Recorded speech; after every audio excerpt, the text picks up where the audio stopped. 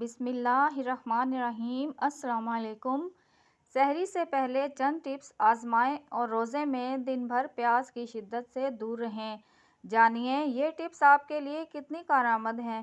رمضان المبارک کے اس بابرکت مہینے میں ہر شخص کوشش کرتا ہے کہ وہ تمام روزے رکھے اور اس کی طبیعت بھی اس کا ساتھ دے، لیکن اکثر اوقات ہماری اپنی ہی غلطیوں کے نتیجے میں ہم اس کوشش میں ناکام ہو جاتے ہیں۔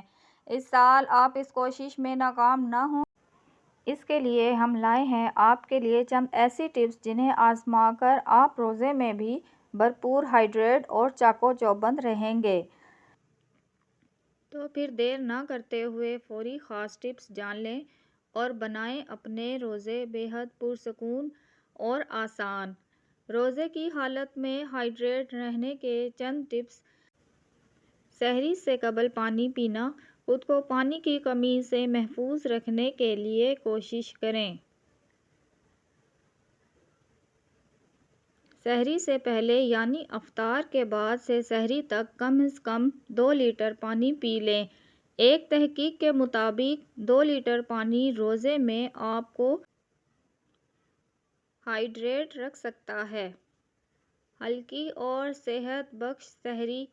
سحری میں اپنی غذا کا خاص خیال رکھیں۔ کوشش کریں کہ ہلکی غذا کا استعمال کریں مگر صحت بخش غذا ہو جس میں فائبر کی مقدار موجود ہو تاکہ آپ دن بھر چست رہ سکیں۔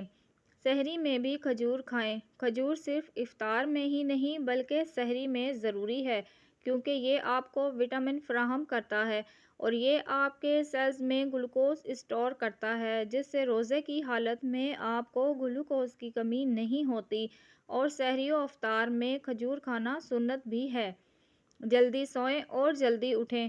کوشش کریں کہ رمضان میں نیند کا خیال رکھیں کیونکہ اس مہینے میں ہماری سونے اور اٹھنے کی عادات بہت بدل جاتی ہیں جس کی وجہ سے ہم تھکاوٹ کا شکار ہو جاتے ہیں، اور یوں جتنا بھی خیال رکھ لیں صحت پر اثر پڑتا ہے۔ دہی کا استعمال۔ یاد رکھیں کہ سحری میں دہی کھانے سے دن بھر پیاس کا احساس نہیں ہوتا، اس لیے یہ عادت بنا لیں کہ سحری میں لازمی تھوڑا بہت کھا لیں۔ یہ آپ کو معدے کی جلن اور معدے کی دیگر مسائل سے دہی دور رکھے گا۔ سیب اور کیلا۔ پھل انسان کے جسم میں بہت سے غذائی اجزاء پہنچانے کا کام کرتے ہیں، اس لیے اگر دن میں کسی بھی وقت ایک کیلا اور سیب کھا لیا جائے یعنی افطار کے بعد اور سحری سے پہلے یہ پھل کھا لیے جائیں تو آپ ڈی ہائیڈریشن کا شکار نہیں ہوں گے۔ نمک مرچ کا استعمال۔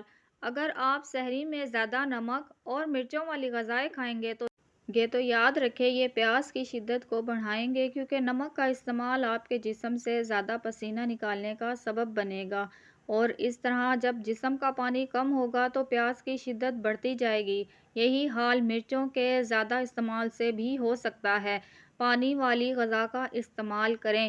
کوشش کریں کہ آپ سحری میں تیل والی چکنی چیزوں کے بجائے زیادہ پانی کی مقدار والی غذائیں کھائیں جیسے کہ ٹماٹر، کینو، کیوی، تربوز وغیرہ۔ اس طرح پانی پینے کے ساتھ ساتھ پانی والی غذاؤں کا استعمال آپ کو دن بھر ہائیڈریٹ رہنے میں مدد دے گا۔ ویڈیو اچھی لگی ہو تو چینل کو لائک، سبسکرائب اور شیئر ضرور کر دیجیے گا اور دعاؤں میں یاد رکھیے گا۔ اللہ حافظ۔